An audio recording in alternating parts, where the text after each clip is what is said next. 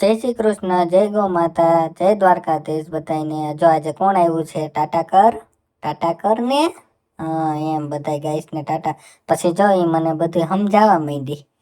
હજી તો એ રોકાઈને આવી છે તા તો એ સમજાવવા માંડી મને।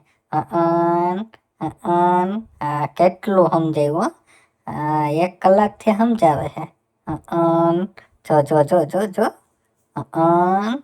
બસ બસ હવે હો। તો હવે પછી આપણે નીકળી ગયા નીચે ને ઈ કરવા માંડી હતી તોરણ। જો તોરણની તૈયારી કરે છે જોરદાર। તોરણ તો એ બહુ બનાવે। તમારો ઓર્ડર દેવો હોય ને તો એનો કોન્ટેક કરી લેજો। પછી બનાવવા માંડી રસોઈ। રસોઈમાં મને એવું મસ્ત શાક આમ જોઈ લ્યો।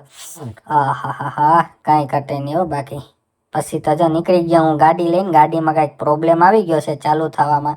એટલે પછી આપણે બતાવવાની હતી ગેરેજવાળા ભાઈને। અને જો એ ગેરેજવાળા ભાઈ ચેક કરે છે એનાથી નહીં પણ ન ઉપડે। ઉપડવામાં પ્રોબ્લેમ આવે છે એટલે જો પછી ખોલવાનું કામ કરવા માંડ્યા છે અને ખોલે છે આખી ગાડી ખોલીને પછી એને બેટરી કાઢી અને બેટરી ચેક કરે છે।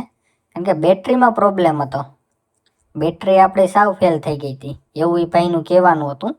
એટલે જુઓ તમે બેટરી અત્યારે એ ચેકિંગ કરે છે। પછી આપણે જોઈ લઈએ આપણે બેટરી ચાલે એમ છે કે નહીં। પછી બેટરી ફેલ નીકળી એટલે આપણે એને કીધું કે ભાઈ નવી બેટરી નાખવી જોઈએ। એટલે પછી આપણે નવી બેટરી જો આ લઈ લીધી છે। પછી એને બેટરી નાખીને કમ્પ્લીટ કરી નાખી। પછી પહોંચી ગયા ઘરે જમવા માટે બપોરે। જમવામાં પછી ખૂબ મસ્ત મજાનું બધાએ જમી લીધું। અને આને બનાવ્યું હતું ભાખરીનું શાક। એના માટે અલગ બનાવ્યું હતું। વાહ!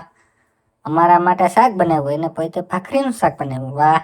પછી અમે નીકળી ગયા હું અને મારો ભાઈ બંને ડેમ બાજુ। કારણ કે ડેમે આજે આપણે શૂટિંગ કરવાનું હતું। મેંદેડા માટે પણ કરવાનું હતું ને આપણું પણ કરવાનું હતું। આવી ગયા આપણે ખોડિયાર મંદિરે। ચાલો દર્શન કરી લ્યો બધા મિત્રો। જય ખોડિયારમાં બધાએ દર્શન કરીને પછી આપણે નજારો જોઈ લીધો। કાંઈ ઘટે નહીં એવો નજારો હતો ખોડિયાર મંદિરનો। અને પછી આપણે જવાનું હતું। આ ભાઈ ટાઈમ લેપ્સ ઉતારતા હતા। વાહ! ઓહો બહુ ટાઈમ લેપ્સ ઉતાર્યો। પછી આપણે નીકળી ગયા જહાંઆતા તરફ।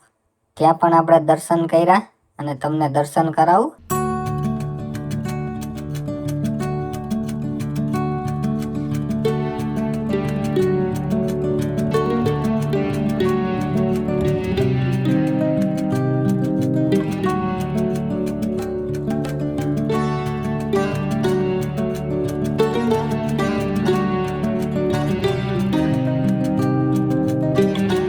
અને પહોંચી ગયા આપણે માનપુર ગૌશાળાએ। અહીંયા તો તમને ખબર જ છે કે આપણે બીમાર ગાયોની સેવા કરી રહ્યા છીએ।